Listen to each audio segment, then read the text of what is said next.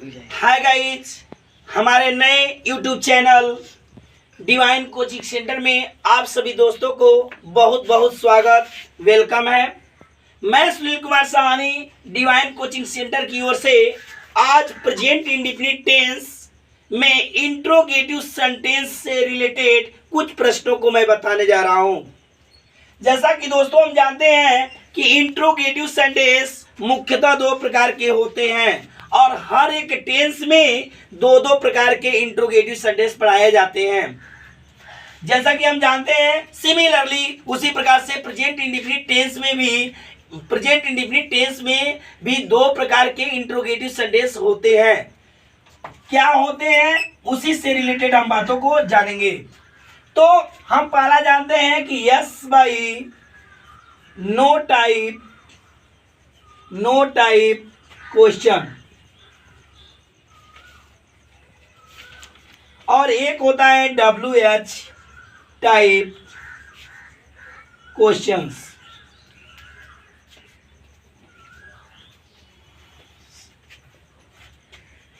हर एक टेंस में yes by no type question और WH टाइप क्वेश्चन दो प्रकार के इंट्रोगेटिव सेंटेंस पढ़ाए जाते हैं।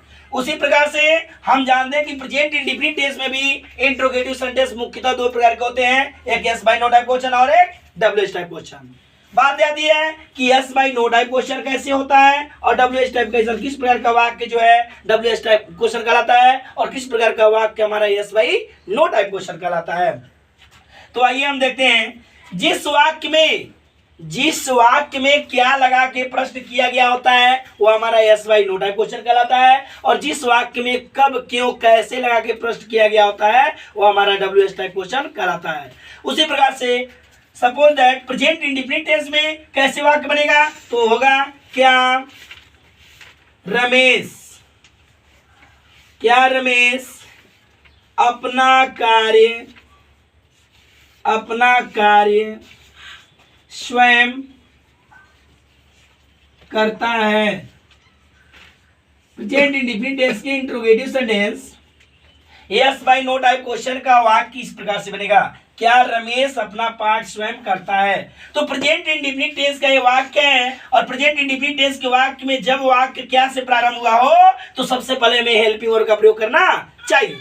अब हम जानते भी हैं कि प्रेजेंट इंडेफिनिट टेंस में दो हेल्पिंग वर्ब होते हैं जिसका नाम है डू बाई डज, और दोनों हेल्पिंग वर्ब सब्जेक्ट पे डिपेंड करते हैं। आप जानते हो कि जब सब्जेक्ट प्रेजेंट इंडेफिनिट टेंस में जब सब्जेक्ट सिंगुलर नंबर हो तो हमें डज का प्रयोग करना चाहिए, और जब सब्जेक्ट प्लूरल नंबर हो तो हमें डू का प्रयोग करना चाहिए।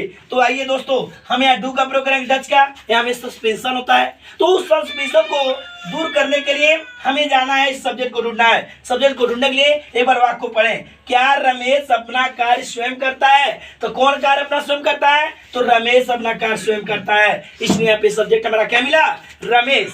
और रमेश हम जानते हैं एक प्रकार का नाउन है, और जितने भी नाउन होते हैं वो हमारे सिंगुलर नंबर के काम आते हैं, और नाउन के अलावा ही सी इट ये सभी हमारे वो जो होते हैं सिंगुलर नंबर में आते हैं। तो रमेश का आंसर यहाँ लगाएंगे डज, क्या लगाएंगे डज। सब्जेक्ट कौन है यहाँ, रमेश, डज रमेश। अब कार्य करता है हमारा हेल्पिंग हो गया, उसके बाद सब्जेक्ट के तुरंत अब वर्ब लिखना चाहिए। रमेश कौन सा कार्य करता है क्या कार्य, इसमें करना आता है do.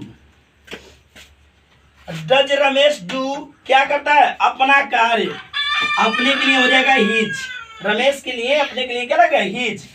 Does Ramesh do his work, his work में होता है अपना कार्य, कैसे करता है स्वयं। आप जानते हैं कि रमेश के लिए प्रोनाउन लगता है ही, और ही के लिए स्वयं के लिए लगता है हिमसेल्फ।